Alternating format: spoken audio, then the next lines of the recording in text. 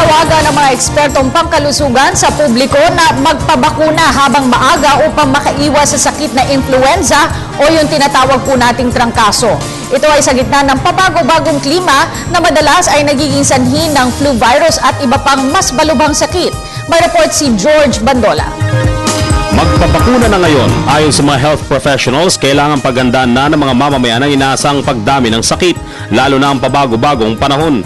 Kasi po nagkakaroon ng mga komplikasyon, gaya ng pneumonia, lalo na sa mga elderly. Kaya posible po at kadalasan ang sanhi ng pagkamatay ay dahil sa mga komplikasyon.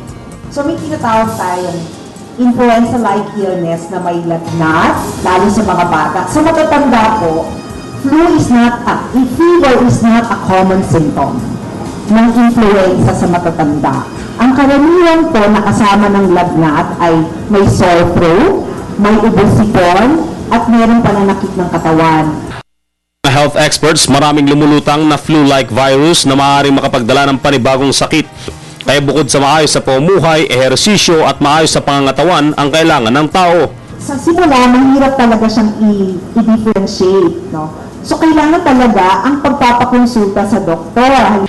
Kaya sa lungsod ng Navotas, maaga pa lang ay nililinis na ang lahat ng mga estero at kanal. Hindi lamang sa disaster preparedness campaign ng lungsod, kundi sa kalusugan ng mga tao nito. Tuloy-tuloy yung paghahanda po natin at syempre training dun sa mga rescue natin at the same time training dun sa mga kasama po natin sa baba, yung mga barangay leaders po natin.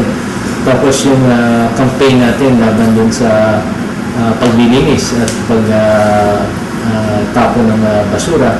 Tuloy-tuloy po yun, every 2 weeks po yun. Meron kaming clean-up drive kasama yung komunidad, mga estudyante, barangay at kaming kasama dito sa City Hall. So, bumaba na raw ang insidente ng dengue at influenza sa lungsod kumpara noong nakarang taon. Para sa Telebisyon ng Bayan, George Bandola.